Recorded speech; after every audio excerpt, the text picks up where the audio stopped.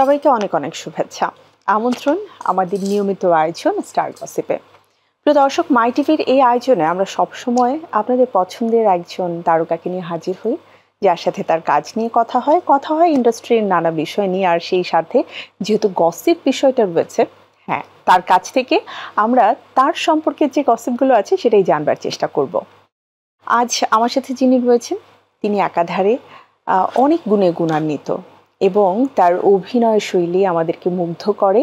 তার আবৃত্তি করার যে আমি বলবো কণ্ঠ, সেই কণ্ঠের শৈলী আমাদেরকে মুগ্ধ করে এবং একই সাথে তার পার্সোনালিটি, সব কিছু মিলিয়ে তিনি একজন অসাধারণ মানুষ। তিনি আমাদের আর কেউ নন, খুব পরিচিত এবং ভালো লাগার মনিরা ইউসুফ, মেমি আপু। অনেক অনেক শুভেচ্ছা মেমি আপু, কেমন আছেন?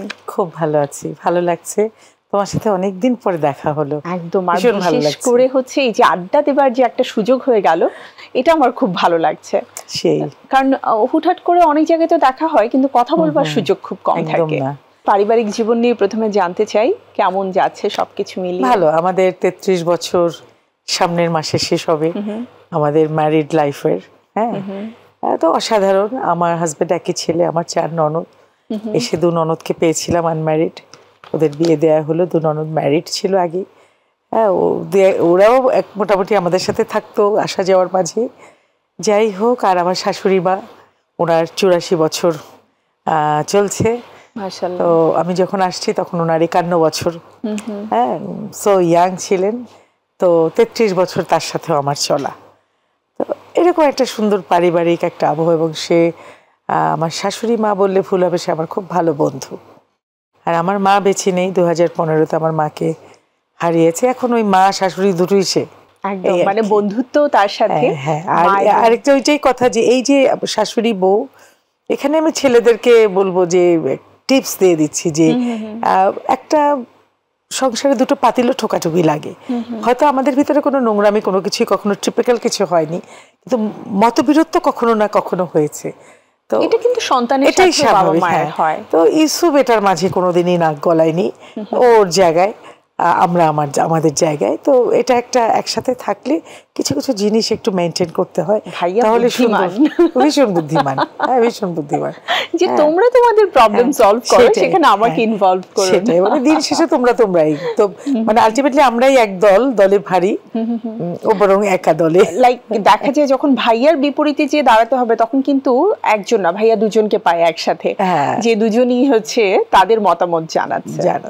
আর ঝিমলি কেমন আছে? খুবই ভালো আছে। ও তো অস্ট্রেলিয়া একটা ওয়েস্টার্ন অস্ট্রেলিয়া ইউনিভার্সিটিতে পড়ছে, ওখানে আরেকটা মাস্টার্স করছে, ভালো রেজাল্ট করছে, স্কলারশিপ নিয়ে গেছে। ওর বর আছে ওখানে, ও সফটওয়্যার ইঞ্জিনিয়ার। ও একটা আমেরিকান আইটিতে জব করছে, ওখানে বসে রিমোট জব করছে। আমরা 2 মাস ঘুরে আসলাম, গুছিয়ে নিয়েছে অল্প সময়ে। ভালো। আচ্ছা, তাহলে এখানে আরেকটা টিপস একটু জানতে চাই। এই যে বলেন গুছিয়ে নিয়েছে, সাধারণত আমরা দেখে থাকি যে মায়ের একমাত্র কন্যা যখন হয় খুবই আদরের থাকে, খুবই ভালোবাসার থাকে। গুছিয়ে রাখা ব্যাপারটা আসলে খুব কমই শেখে, যেহেতু মাই সবকিছু আদর করে করে। তো এই যে এখানে খুব অল্প সময়ে নিজেকে গুছিয়ে নেওয়া, এটার জন্য নিশ্চয়ই কোনো টিপস আছে? আমি যেটা করেছি, ছোটবেলায় যখন ওকে খুব আর্লি স্কুলে দিয়েছি, আমি কোনোদিন ওর ব্যাগ গোছাতাম না। হ্যাঁ, আমি বলতাম তুমি গোছাও। কারণ কি, যদি ওর ব্যাগটা, এই যে ডিপেন্ডেন্সিটা আমি ছোটবেলায় কমিয়েছি, ওর ব্যাগটা গোছালে হয়তো আমি একটা খাতাই দিতাম না, একটা ভুল করতাম, এটা না ওটা না, নিজের জিনিস নিজে। এরপর থেকে যখন ওর বেতনটা দেওয়ার সময় হয়ে গেছে, মানে আগে তো আমরা দিতাম, ও ছোট একটা টাইমে আছে যারটা সে দিতে পারে, তখন বলতাম তুমি তোমার টিউশন ফিটা তুমি দিও। হ্যাঁ, এই যে ওর বই গোছানো, ফর্ম ফিল আপ, এবং আমি কোনোদিন ওকে হোমওয়ার্ক আমি করাইনি। আমি যখন করাতে নিলাম দেখি আমার একটু ধৈর্য কম। হ্যাঁ, আর ওটার চেয়ে ওনার সবচেয়ে বড় কারণ আমার হাতের লেখাটা অত ভালো না। তো আমার হাজবেন্ড, আমার ননদদের তো অসাধারণ হাতের লেখা। তো আমার ওই সময় মাথায় বুদ্ধি আসলো যে আমার হাতের লেখায় ওকে হোমওয়ার্ক করাবো না, তাহলে ওর হাতের লেখা ভালো হবে না। তো একদম ওর হাতের লেখা ওর বাবা ফুপু ওদের মতো অসাধারণ। তো ছোটবেলা থেকেও আসলে জ্বালায় নাই আমাকে কখনোই। তবে একটা পারিবারিক আবহ তো আছেই। ও সবসময় দেখেছে যে আমি আমার শাশুড়ি, আমরা আর্লি রাইজার, মানে বাসার যে একটা সুন্দর পরিবেশ, সে পরিবেশটা সে ছোটবেলা থেকে পেয়েছে। অনেক প্রভাব ও একটা বাচ্চা হলো, দাদি পেয়েছে, ফুপু পেয়েছে, একসাথেই তাদের কাছে বড় হয়েছে, একটা যৌথ পরিবারে পারিবারিক মণ্ডলে বড় হয়ে আমার আম্মাও ম্যাক্সিমাম টাইম এসে আমার সাথে থাকতেন, তো দাদি নানি এগুলো পেয়েও বড় হয়েছে আর কি। আমরা সাধারণত দেখি যদি 33 বছর আগের কথা চিন্তা করি, আমরা কিছুটা হলেও তো একটু সংকীর্ণ মনা মানুষ বা জাতি হিসেবেই বলবো যে এখনো আমরা ভাবি মেয়ে কেন বাইরে যেয়ে কাজ করবে, মেয়েদের কেন এত ব্যস্ততা থাকবে, আর সেখানে টেলিভিশন মিডিয়া তো অনেক বিশাল একটা ব্যাপার, স্পেশালি বিফোর 33 ইয়ার্স। তো শ্বশুর বাড়ি থেকে ব্যাপারটা আসলে কিভাবে অ্যাকসেপ্ট করেছিল, বিশেষ করে শাশুড়ি?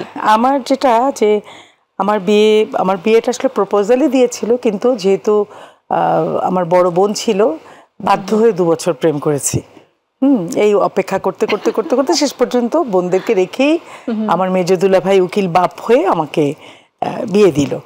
তো আমি একটা জিনিস কখনো করিনি, যেটা আমাদের কালচারাল সাইডে আমি অনেক মেয়েকে দেখেছি, যে অনেক প্রপোজাল আসলে রাজি হতো না যে তাকে মঞ্চে নাটক করতে দেবে না বা টেলিভিশনে করতে দেবে না, এরকম একটা শর্তে যেত। আমার কখনো শর্ত জিনিসটা ভালো লাগে না।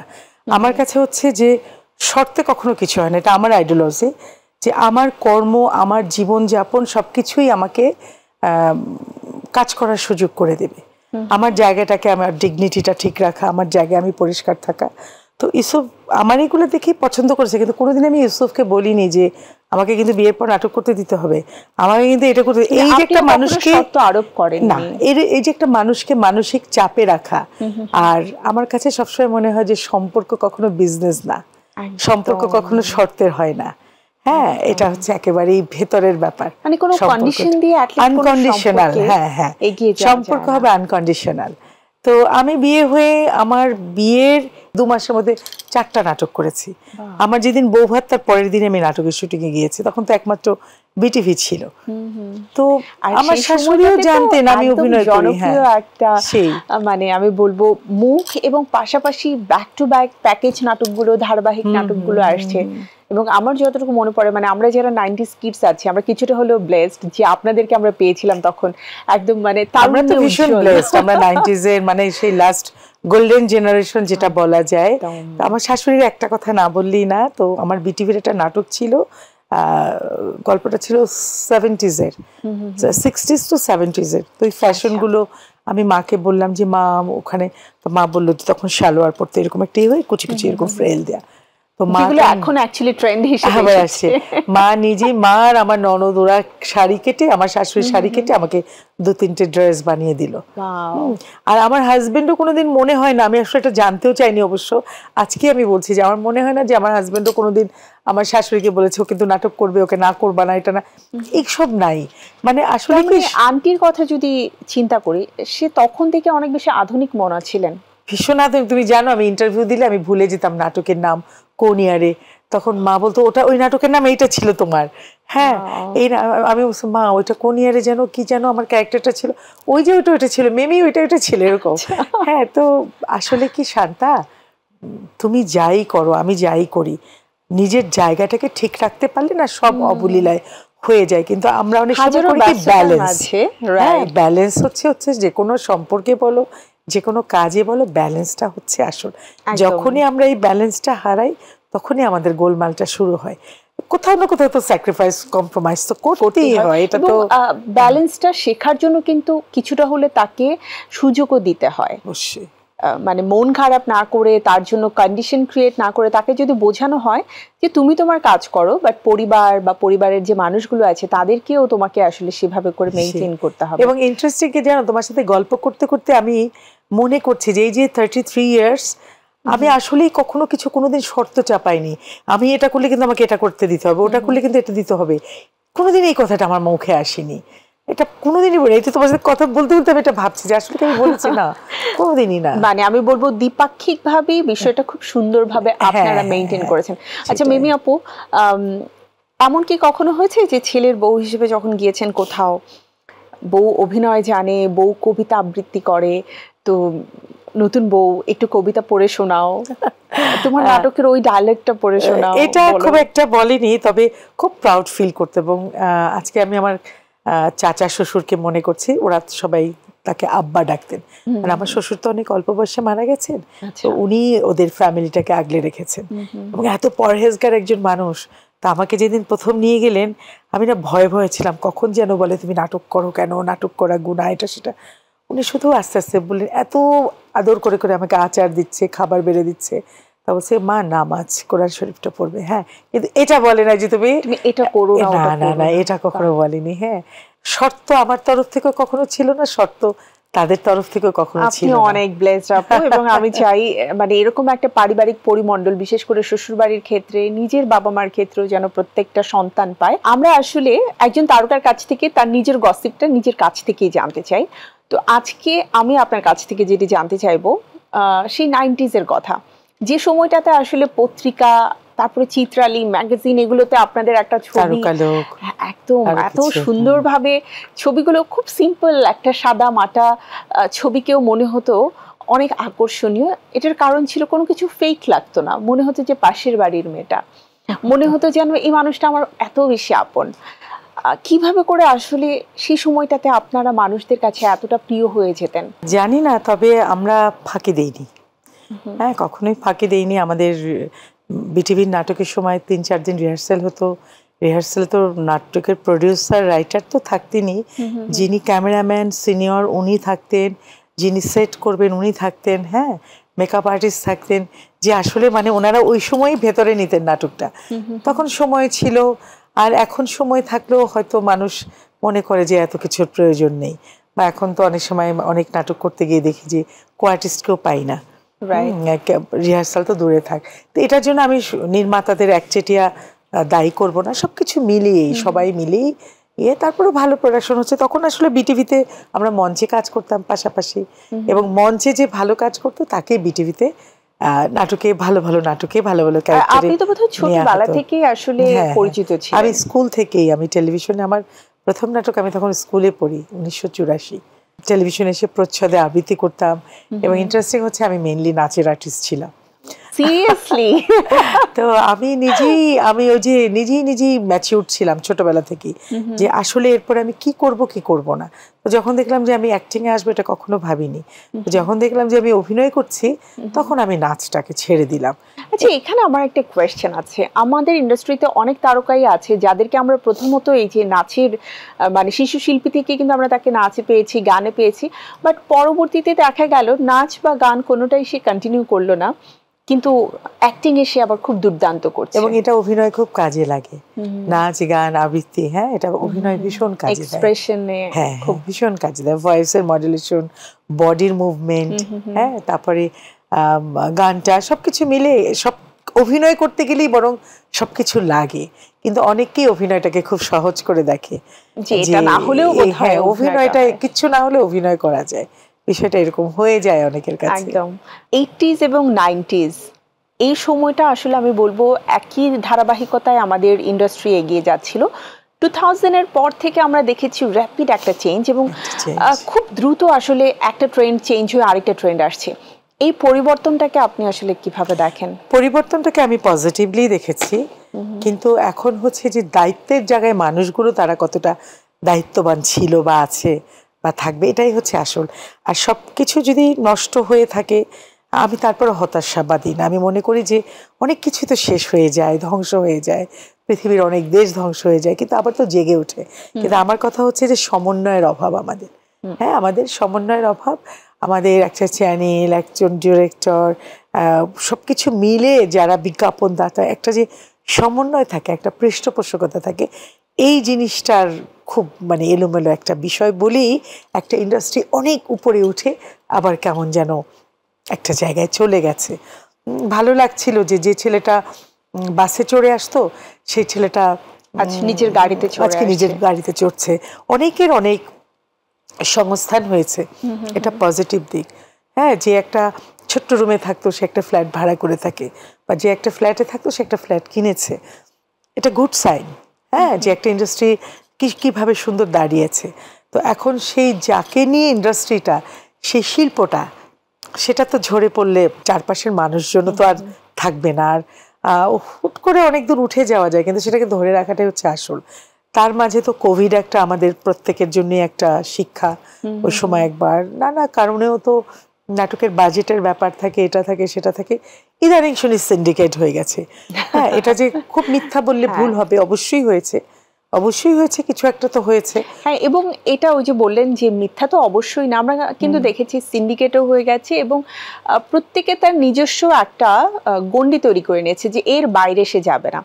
আবার নাটকের ক্ষেত্রে যদি একটু আসি তাহলে দেখবো যে নাটকে মানে ছেলে মেয়েকে দেখা যায় কিন্তু বাবা মা ভাই বোন অন্যান্য চরিত্রগুলো মিসিং। ওইটাই বললাম যে এখন একটা পরিবার নায়ক আকাশ থেকে পড়ছে, এই ফ্যামিলির দাদা দাদি নানা নানি এই সম্পর্ক তো চলেই গেছে, বাবা মাও হারিয়ে যাচ্ছে প্রায়, একটা বড় ভাই বড় ভাবিও থাকছে না।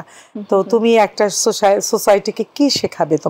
তুমি যদি একটা ফ্যামিলি ড্রামা করো, তোমার যে বন্ডিংস গুলো, সম্পর্কগুলো, এগুলো প্রত্যেকটা লাইফে কিন্তু আমাদের কিছু পারিবারিক ট্র্যাজেডি থাকে যেখানে প্রত্যেকটা চরিত্রের অনেক ভূমিকা থাকে, সেটা প্রেমের ক্ষেত্রে হোক, সেটা বিয়ের ক্ষেত্রে হোক, সেটা আমার মানে জীবনের অন্যান্য যে ক্রাইসিস গুলো আছে সেক্ষেত্রেও কিন্তু। তো এই চরিত্রগুলোর কারণেই কি আসলে মানে নায়ক নায়িকাদের চরিত্র বা যে চরিত্রগুলোকে মুখ্যভাবে দেখানো হচ্ছে সেটা এস্টাবলিশড হচ্ছে না? না, কিভাবে হবে, মানুষের মনে থাকে না। আমার একটা ঘটনা একটু ছোট্ট করেই বলি। যেমন আমি তো আর এখন গাছতলায় বসে প্রেম করার মতো বয়স আমার না, সেরকম ক্যারেক্টার এখন কেন, আরো আগের থেকেই না, বেশ অনেকদিন আগের থেকেই না। কিন্তু নাটকের কিন্তু গল্পের নায়িকা একটা দাদিও হতে পারে, একটা বাড়িতে যে গৃহকর্মী সেও হতে পারেন গল্পের নায়ক বা নায়িকা। তো আমি 3-4টা ঘটনা দেখলাম যে সিন্ডিকেট কি, এটা আমি নিজে প্রমাণ পেলাম আমাকে দিয়ে।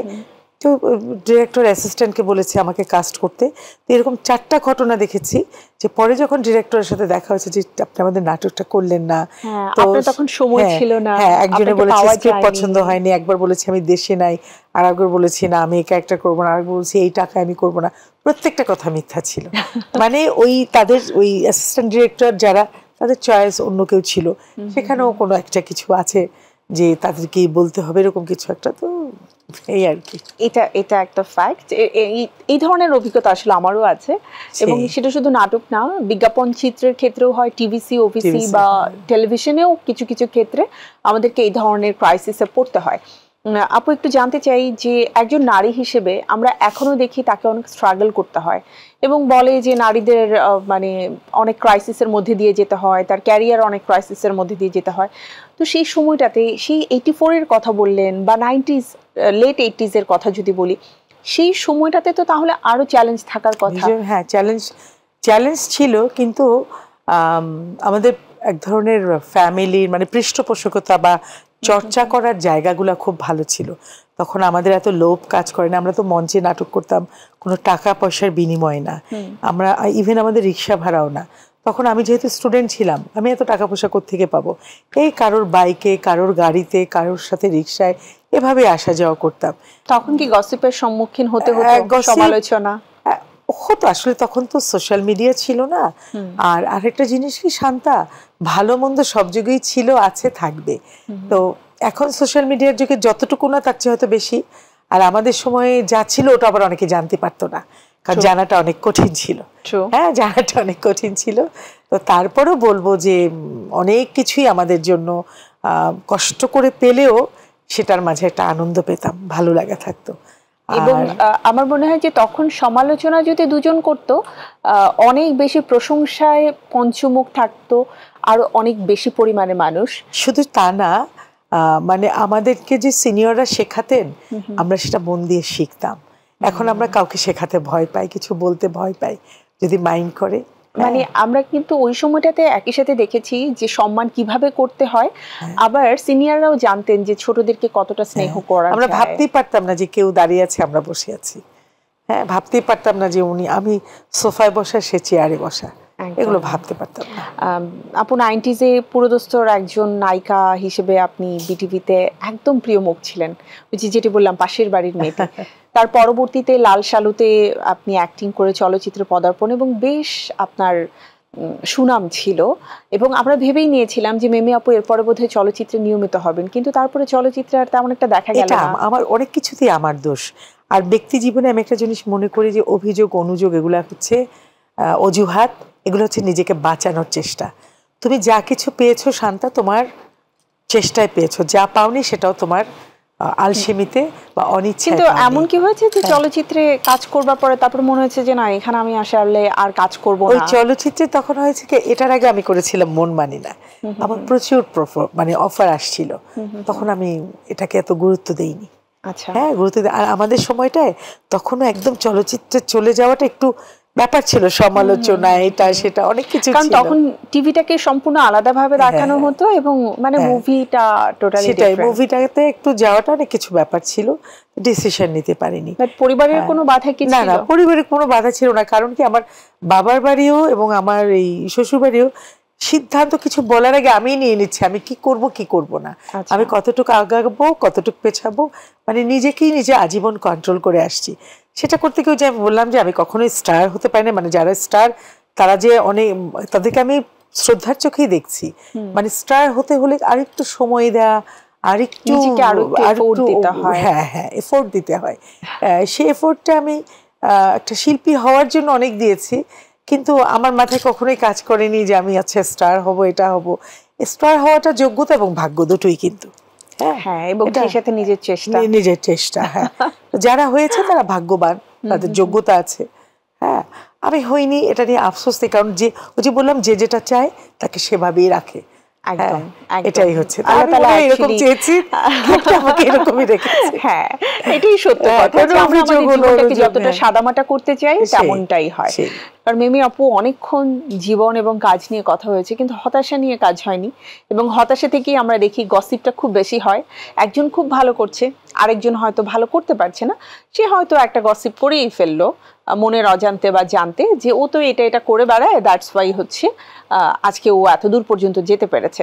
এরকম কি কখনো হয়েছে ইন্ডাস্ট্রিতে হয়তো কাজ একটু কম, অথবা আমি যেটা প্রাপ্য পাচ্ছি না, হতাশায় ভুগেছেন কখনো? ভুগিনি বললে তো একদম ভুল হবে, মন খারাপ তো হয়েছে, যে এরকম অনেক হয়েছে, যে বিশেষ করে আজ অবধি পর্যন্ত মানে আমাকে যে কোন ছকে ফেলবে আমি নিজেও জানি না, এভাবে আমি কাজ করে আসছি, আমাকে যুদ্ধ করতেই হয়েছে সারা জীবন, মানে কোনো কিছু সুবিধা আমি কখনো নেইনি, নিতেও পারিনি।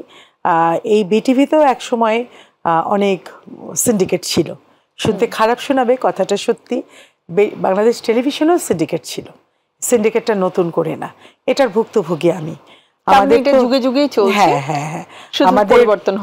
আমাদের সিলেক্ট করা হতো থিয়েটার, নাগরিক, ঢাকা থিয়েটার, এরকম আরণ্যক, পদাতিক, হ্যাঁ, এখানে কারা কারা ট্যালেন্ট এভাবে। তো আমি ছিলাম থিয়েটার ভেঙে, ওটা কি বিরোধী থিয়েটার, তো আমার কোনো দোষ নেই, ওই যে থিয়েটার ভেঙে দুটো হলো, এটা আমাকে ফেস করতে হয়েছে বিটিভিতে, যে আমার চেয়ে অযোগ্যকে ভালো ক্যারেক্টারে কাস্ট করেছে। হ্যাঁ, কারণ তখন বিটিভিতে তারা ক্ষমতায় ছিল, আর আমি যেহেতু ওই থিয়েটারের, সুতরাং আমাকে তো কাস্ট করা যাবে না, এবং ভালো ভালো নাটকে কাস্ট করেও আমাকে না নিয়ে, এরকম অনেক গল্প আছে এখন, সেসব মানুষগুলো বেঁচে নেই, আল্লাহ তাদেরকে ভালো রাখুক। হ্যাঁ, কিন্তু এরকম আমি অনেক কিছু ফেস করেছি, যে ওই নাটকটা করলে হয়তো আমি সুপার ডুপার হিট হয়ে যেতাম। একটা নাটক আছে, আমি আর্টিস্টের নামও বলতে চাই না, তাহলে নাটকটার নাম চলে আসবে, আমি এগুলো কিছুই উল্লেখ করতে চাই না। সেই নাটকের প্রডিউসার বেঁচে আছেন, উনি অনেক পলিটিক্স আমাকে ফেলেছেন, তো সুতরাং আমি বেছে নিয়েছি আমার ডিগনিটি। হয়তো ওই সময় ওই ক্যারেক্টারটা আপনার ক্যারিয়ারের মোড়টাই ভীষণ ঘুরিয়ে দিত, মোড় একেবারেই ঘুরিয়ে দিত। মিমি আপু, এই মানে 2025-এ এসেও আমরা দেখি অনেকেই ফেসবুকে স্ট্যাটাস দিচ্ছেন এই যে সিন্ডিকেট প্রথা নিয়ে, সিন্ডিকেটের কারণে সে কাজ পাচ্ছে না এটা নিয়ে, অথবা ইন্ডাস্ট্রিতে তার অনেক টাকা এখনো বাকি আছে। ইভেন অনেকে কিন্তু এটাও লিখছে যে আমরা কিভাবে করে জীবনযাপন করব, কাজ হচ্ছে না। সেই বিষয়ে যদি একটু কিছু বলতেন। আপনি না হয় পারিবারিকভাবে একটা সুন্দর পরিমণ্ডলে আছেন, ভালো আছেন, কিন্তু এখনো অনেককে তো এই ইন্ডাস্ট্রিতে কাজ করেই আসলে খেতে হয়, তার জীবিকা। আমার কথা কি, মনে করো আমি ভালো থাকি মন্দ থাকি, আমার রক্তে যখন এটা আছে, এটা করে খেলে আমারই অসুবিধা কি? ভালো লাগে তো, আমার জায়গাটায় আমি থাকলাম, আমার চর্চাটাও থাকলো, সেখান থেকে আমি দুটো সম্মানই পেলাম, খারাপ তো কিছু না। অবশ্যই। তো তারপরে মনে করে অভিমান করে রাগ করে আমি করলাম না, আচ্ছা আমি ভালো আছি। কিন্তু অনেকের তো একটা, তুমি যদি হিসেবের খাতা খুলে ফেলো শান্তা, যে আমার এইরকম একটা ইনকাম আসে, তুমি তখন তোমার জীবনটাকে তাই করে ফেললে, তুমি কিন্তু হিসেবের খাতাটাকে বড় করবে দিন দিন, ছোট করতে পারবে না, এবং সেটা করা খুব টাফ। একটু ছোট করা যায়, কিন্তু একদম নাই হয়ে গেলে তখন টাফ। তো কোভিডের সময় তো কিছু আর্টিস্টকে দেখেছি যে একেবারে শূন্যের মধ্যে পড়ে গেছে, আর্টিস্ট বলো, ডিরেক্টর বলো, যারা একেবারেই ডিপেন্ড ছিল। তো আমাদের ওইটাই আমি বলছিলাম যে খারাপ লাগে আসলে, ওই যে সমন্বয়, আর একটা জিনিস আমি দেখেছি, আমি আমি অনেক কথা বলি, আমাকে একটা নাটকে প্রথমবারের পর দ্বিতীয়বার ডাকে না কেন জানো? আমি অনেক কথা বলি, উচিত কথা বলি। তো আমি বলি কেন, আমি সেটাও বলি যে আমি বললে আমাকে আর নাটকে নেবে না, একটু খারাপ লাগা থাকবে যে আমি অনেকদিন অভিনয় করি না, কিন্তু আমি না খেয়ে মরবো না। আলহামদুলিল্লাহ আমি ভালো আছি। কিন্তু অনেক মানুষ বলে না কেন জানো, ওকে তো নাটকে ডাকবে না, ওর তো এটা একটা রুজি, ও এই কথাটা হজম করছে। হ্যাঁ, আমি অনেক সময় বলেছি যে কিছু যারা ছোট মানে আর্টিস্ট, ছোট আমি বলবো না, আর্টিস্ট আমরা সবাই সমান, কিছু ছোট পার্ট থাকে যে তাকে সকালে এনে তাকে ডাকে সন্ধ্যায় ক্যামেরার সামনে, তোমরা তাকে একটা সুবিধা দাও, তাহলে ওই একদিনে সে 4টা নাটকে যেতে পারবে শুটিং করতে। তাকে যদি অ্যাটলিস্ট না হলে সে বসে থেকে তো বোর হবে না, এক্সহস্টেড হয়ে যাবে। এবং যদি হয় সে বয়স্ক মানুষ, এসব কথা আমি বলতাম যে বয়স্ক মানুষকে এনে বসিয়ে রেখো না। আর যারা এরকম ছোট ছোট কাজ করে তাদেরকে তাড়াতাড়ি করে ছেড়ে দাও, ও আরো 4টা কাজ করতে পারবে, যেহেতু ওর সম্মানই কম, তার সম্মানীটা কম, সে 3-4টা কাজ করলে তার একটু পোষাবে। এবং ইন্টারেস্টিং হচ্ছে যার যত সম্মানই কম তার তত পায়ের জুতা পাতলা হয়ে যায় ওই টাকার জন্য, ছিঁড়ে যায় তার স্যান্ডেল টাকাটা পাওয়ার জন্য। হ্যাঁ, এগুলো সবাই করে, আবার বলবো না সবাই না, কিছু কিছু মানুষ সবাই করলে এই ইন্ডাস্ট্রি টিকে থাকতো না, সবাই করলে ইন্ডাস্ট্রি টিকে থাকতো না। ওই যে একটা জিনিস যে যারা করছে তারা করার ফলে অনেকেই আছে যে একজন ডিরেক্টর হয়তো স্পেসিফিক বলছে না, বাট বলছে নাটকের ডিরেক্টর বা টিভিসির ডিরেক্টর, তো সব বদনাম হয়ে চলে আসছে। সব আর্টিস্টও খারাপ না, সব ডিরেক্টরও খারাপ না, সবরা। আমি এখনো মনে করি যে 100 জনের মধ্যে 2 জন খারাপ, 98 জন ভালো। কিন্তু ওই যে 1 কেজি দুধে 1 চিমটি লবণ দিলেই যথেষ্ট, বুঝছো? তো এই হচ্ছে অবস্থা। আচ্ছা, সোশ্যাল মিডিয়াতে মিমি আপু অনেক বেশি সরব এখন, স্পেশালি আমি তো আপনার ভিডিওগুলো দেখি এবং খুব ভালো লাগে, একটা স্নিগ্ধতা রয়েছে। এটা কি এমন যে একটু ফ্রি টাইম, যেহেতু ঝিমলিও হচ্ছে দেশের বাইরে, তো নিজের মতো করে নিজের সময়টাকে উপভোগ করার জন্য সময়টাকে ধরে রাখা নাকি? আমি সব সময় সময়টাকে উপভোগ করে সময়টাকে ধরে রাখি। কিন্তু আপু অনেকে তো এখন দেখা যায় ভাবে যে আমি সোশ্যাল মিডিয়াতে যত বেশি অ্যাক্টিভ থাকবো ততই মানুষ ভাববে যে আমি এখনো আছি। আমি ওই চিন্তা আমার মাথায় না, একদমই নাই। আমি যেটা বলি যে শোনো শান্তা, একটা সার্টেন এই যে মানুষ মনে করে যে আমার অনেক বন্ধু হারিয়ে ফেলেছি, বন্ধু, আমি সবকিছুই লিমিটেড রাখি। তো আমার কথা হচ্ছে যে এই বয়সে এসে দেখা যাবে যে অনেক তো কষ্ট করেছি, সে সন্তান, সংসার, এটা সেটা, আসলে কিন্তু নিজেকে সময় দেইনি, ওই নাটক করি যাই করি ওইটুকুই নিজের সময় ছিল। তো এখন মনে হচ্ছে কি যে আমি নিজেকে আবার নিজেকে আবিষ্কার করি, নিজেকে নিজে সময় দিই। যে সময়টা অন্য গসিপ করে, সারাদিন মোবাইল নিয়ে পড়ে থাকে, বা মানে যেগুলো কোনো আউটপুট নাই, আমি এসবের মধ্যে নেই। অনেকে আছে বন্ধু বাড়িয়ে কিটি পার্টি অমুক তমুক, আমি এগুলো সমালোচনা করবো না, করো, প্রয়োজন আছে, বন্ধুর প্রয়োজনে সব প্রয়োজন, কিন্তু আমার সবসময় একটা সবকিছুতে লিমিটেশনস আছে, যে আমি কতটুকু থাকবে কতটুকু থাকবে না। মানে ওই যে আমি বললাম না, সম্পর্ক বিজনেস নয়। আমি আর্টিফিশিয়াল কোনো সম্পর্ক, আর্টিফিশিয়াল কোনো কিছু আয়োজন, দেখানোপনা, আমি এগুলো কোনোদিন করিনি, করার সময় করিনি। এবং আমার কাছে অলওয়েজ মনে হয়েছে যে একদম পারিবারিক এবং ব্যক্তিগত জীবনটাকে আপনি সেপারেট রেখেই সবসময় সোশ্যাল মিডিয়াতে নিজেকে উপস্থাপন করেন। এবং এই চায়ের ব্যাপারটা কি, আমি আসলে চাটা খুব আয়োজন করে খেতে পছন্দ করি। আমি ঠান্ডা মাথায় বসবো, একটা গান ছাড়বো, একটা বই নিবো, বা চুপচাপ বসে থাকবো, এক কাপ চা থাকবে, ধোঁয়া উঠবে, এটা কিন্তু আমার প্র্যাকটিস। আর আমরাও চাইবো চা খেতে খেতে আপু সুন্দর একটা কবিতা পড়বে, সেই কবিতায় আমি ডুবে যেতে চাই। কিন্তু এই মুহূর্তে আমি তো চা খাওয়াতে পারছি না, কিন্তু কবিতায় ডুবে যাওয়ার সুযোগ আমার রয়েছে। খুব রিসেন্টলি আমি ফেসবুক পোস্টে আপনার সুন্দর একটা কবিতা আবৃত্তি শুনেছি, সেটি হচ্ছে সাদাত হোসেনের চমৎকার একটা কবিতা ছিল, যেটা আপনি আবৃত্তি করেছেন। আমি সেই লোভটা তো আপু সামলাতে পারছি না, যেহেতু অনেকগুলো করেছি, মিলিয়ে তো মানুষের জীবন, ওই যে মানুষ এখন দুঃখ পেলে কার কাছে যায়, আমি একটু শুনতে চাই। আচ্ছা, ও খুব ভালো লেখে, এত ট্যালেন্ট একটা ছেলে। সাদাত হোসাইনের, মানুষ এখন দুঃখ পেলে কার কাছে যায়, কার কাছে গিয়ে দীর্ঘশ্বাস কান্না লুকায়, বুকের ভেতর জেগে ওঠা দগদগে খা কোথায় শুকায়, কোথায় চুকায় জীবন খাতায় না মেলানো হিসেবগুলো, পাটিগণিত। প্রিয় কোনো মানুষ কিংবা মনের কাছে, বৃক্ষ কিংবা বনের কাছে, একলা একা রাত্রি জাগা নৈশব্দে জড়সড় বুকের গহীন কোণের কাছে,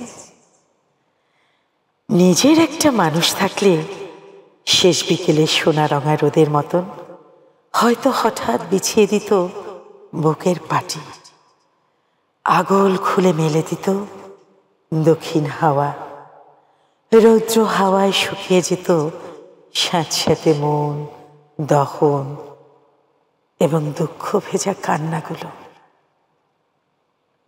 কিন্তু এখন মানুষ কোথায়? নিজের মানুষ। জ্যোৎস্না দেখে যার কাছে যাই, যার হাতে হাত রাখবো ভেবে দুঃখ মাড়াই, দুহাত বাড়াই, তার কাছে গিয়ে হঠাৎ দেখি কোথাও সে নাই।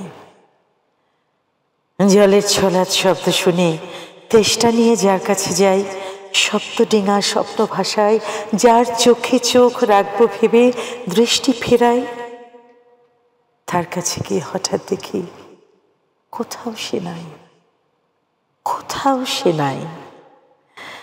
যার কাছে সব বলবো বলে জমিয়ে রাখি একটা জীবন, দুঃখ গোপন এক মায়াবন, কোথাও সে নাই, কোথাও সে নাই। কেবল আছে বিষের বাঁশি, ছিন্ন মুখোশ সর্পচাষী, মিথ্যে হাসি, মিথ্যে মানুষ, ফানুষ হয়ে স্বপ্নরাতায় কই উড়ে যায়। মানুষ এখন দুঃখ পেলে কার কাছে যায়? কার কাছে গিয়ে কান্না লুকায়? কাকে বলবে দুঃখের কথা? বলবা তার কাছে এটা মনে হবে 1 মিনিটের গল্প, এটা নিয়ে কেউ হাসি তামাশা গসিপ।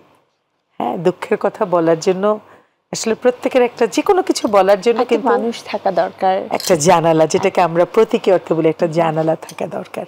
একদম খুব ইমোশনাল হয়ে গেছে।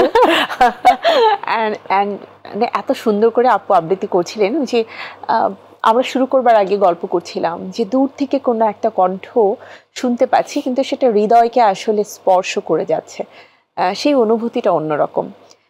আমার মনে হয় যে এখন দিন দিন আমরা আসলে এতই বেশি সোশ্যাল লাইফ লিড করি যে আমাদের সেই অনুভূতিগুলো ভোতা হয়ে গেছে, একদম, অথবা ধুলোর আস্তরণে আমরা সেই অনুভূতিগুলোকে আর স্পর্শই করতে পারি না।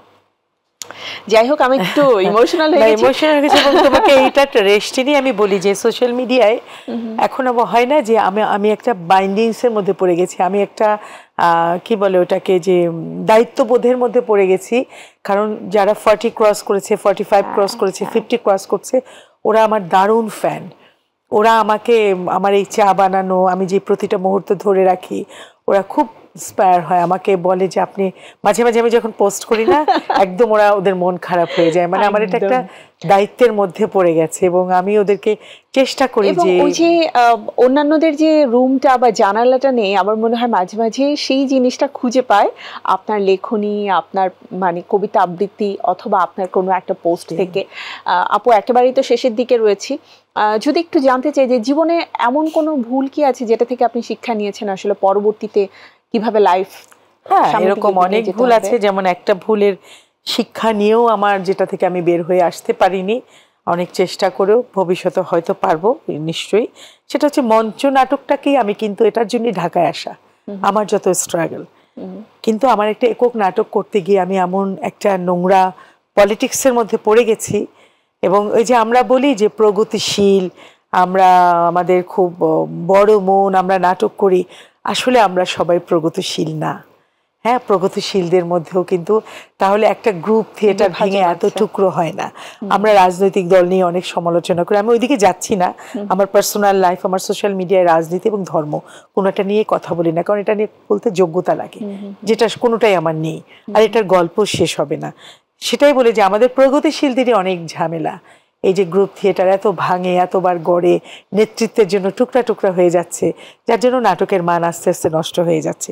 তো আমি আমার এই গ্রুপ থিয়েটার আমি হারিয়েছি, যেটার জন্য আমি ঢাকা এসে, মানুষ এইচএসসি করে চলে আসে ইউনিভার্সিটি, কিন্তু আমি এসএসসি করে আসছি। এবং ওই বাচ্চা বয়সের আমার যে স্ট্রাগল, আসলে একটা বই লিখেও শেষ করা যাবে না। তোমার চোখে তখন অন্যরকম পানি চলে আসবে। হ্যাঁ, যে আমরা সবাই কিন্তু বাবা মায়ের রাজকুমারী, সবাই Right. যে যার জায়গা থেকে। Right. সেই রাজকুমারী থাকা অবস্থায় যে এত স্ট্রাগল, এত কষ্ট, বাড়ির ছোট মেয়ে, এগুলো আমি কত যে চাপা দিয়ে রেখেছি জায়গা বলিনি। থেকে। বললে আমার আব্বা নিয়ে যেত, বললে আমার আব্বা নিয়ে যেত। আচ্ছা, এটা তো অপো স্ট্রাগলিং লাইফ গেল, যেহেতু একেবারে শেষের দিকটাতে ছোট ছোট করে শুনতে হবে। হিডেন ট্যালেন্ট নিয়ে জানলাম যে নৃত্যশিল্পী হিসেবেও মানে আপনার যাত্রাটা শুরু হয়েছিল। সেই নৃত্যশিল্পীকে কি কখনো আমরা কোনো স্পেশাল আয়োজনে যদি পারফর্ম করতে বলি তাকে পাবো? ঠিক এই না সকালে আর করবো না, শরীর ওজন না কমিয়ে হাসির পাত্র হব না। ওকে, একেবারেই হচ্ছে শেষ প্রশ্ন বলবো, সেটি হচ্ছে জীবনকে যদি আবার নতুন করে শুরু করতে বলা হয় তাহলে কোন জায়গা থেকে শুরু করতে চান? আর একটা মানে যেহেতু আমি নিজেও শিল্পী, আমিও জানতে চাই যে মৃত্যুর পরে আমরা দেখি আমাদের শিল্পী সমাজ বা শিল্প সত্তাকে নিয়ে নানাভাবে সোশ্যাল মিডিয়ায় লেখা হয়। আসলে মৃত্যুর পরে একজন শিল্পীকে মনে রাখার জন্য শিল্পীর কোন কাজটা করা দরকার আর কিভাবে মনে রাখা দরকার? আমি প্রথমেই মনে করি একজন শিল্পীকে তার মান সম্মান নিয়ে থাকাটা দরকার, লোভ সংবরণ করা দরকার। এবং একজন শিল্পীর একটা সমাজে অনেক কন্ট্রিবিউশন আছে। অন্যান্য একটা মানুষ কথা বললে যা না শুনবে, একজন শিল্পী যদি দায়িত্ব নিয়ে বলে এবং সে যদি সে পার্সোনালিটি নিয়ে থাকে, তখন তার কথাগুলো অনেকে মন দিয়ে শুনে। তো সবার আগে একজন শিল্পীর দায়িত্বই থাকবে তার মান সম্মানটাকে ধরে রাখা, এবং সমাজের প্রতি অনেক দায়িত্ব আছে, সেই দায়িত্বটা পালন করে যাওয়া। আমি অনেক শিল্পীকে দেখেছি, হাজার কোটি টাকার মানুষ, কন্ট্রিবিউশন নাই সোসাইটিতে। হ্যাঁ, এটা কিন্তু ভীষণ দরকার, একজন শিল্পীর কন্ট্রিবিউশন থাকা দরকার। শুধু ইনকাম করলেই হবে না। এখন যদি বলে আপু আপনি কতটুকু করেছেন, দানের কথা বলতে নেই। আমার জায়গা থেকে আমি যতটুকু পেরেছি করেছি। আর দান কিন্তু শুধু টাকা দিয়ে না, আমি যদি দুটো ভালো কথা বলি, ভালো ব্যবহার করি, জ্ঞানও কিন্তু দান করা, জ্ঞান দান করা, এবং আমি যদি সোসাইটির কোনো ক্ষতি না করি, একজন শিল্পী সমাজের কোনো ক্ষতি না করি, সবাই যদি বলে যে আমি একজন ভালো শিল্পী, ভালো মানুষ, এটাও একটা মানুষকে একটা ভালো পথে আনার একটা ব্যাপার। অবশ্যই। আপু, সর্বশেষ যদি জীবনকে শুরু করতে বলা হয় তাহলে ঠিক কোন জায়গা থেকে শুরু করবেন নতুন করে? কোন জায়গা থেকে এই মুহূর্তে বলতে পারছি না, তবে ভুলগুলো শুধরে নেব।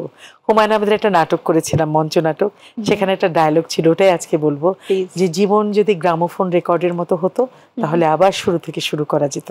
জীবনটা তো আর গ্রামোফোন রেকর্ড না, আর আগামীকাল বলেও জীবনে কোনোদিন আসে না। Always present, always present. আজকের দিনটাই তো অতীতের ভুলগুলো শুধরে নেওয়ার চেষ্টা করেছি, ভবিষ্যতেও নেব।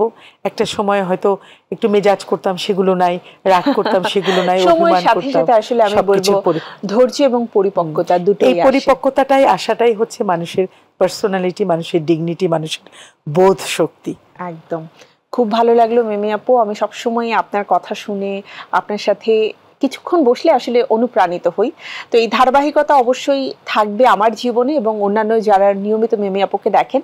একদম শেষ মুহূর্তে রয়েছে মিমি আপু, আমাদের দর্শকদের উদ্দেশ্যে যদি কিছু বলার থাকে। দর্শকদের উদ্দেশ্যে খুব ছোট্ট কথা, দেশকে ভালোবাসুন, নিজেকে ভালোবাসুন, দেশের প্রকৃত কালচারকে ভালোবাসুন, মানুষের মতো মানুষ হন, আর মানবিকতাই হচ্ছে একটা মানুষের সবচেয়ে বড় পরিচয়। ভালো থাকুন, দোয়া করবেন আমার জন্য। ধন্যবাদ আপু, আবারও নিশ্চয়ই দেখা হবে এমন কোনো বিশেষ আয়োজনে। নিশ্চয়ই। প্রিয় দর্শক, আমাদের আজকের স্টার গসিপের সময় একেবারেই শেষ, বিদায় নিতে হচ্ছে। তবে আমি শান্তা জাহান ফিরে আসবো আপনাদের কাছে মাই টিভির পর্দায় স্টার গসিপের পরবর্তী আয়োজনে আপনাদের প্রিয় তারকাকে সাথে নিয়ে। সবাই ভালো থাকুন, আল্লাহ হাফেজ।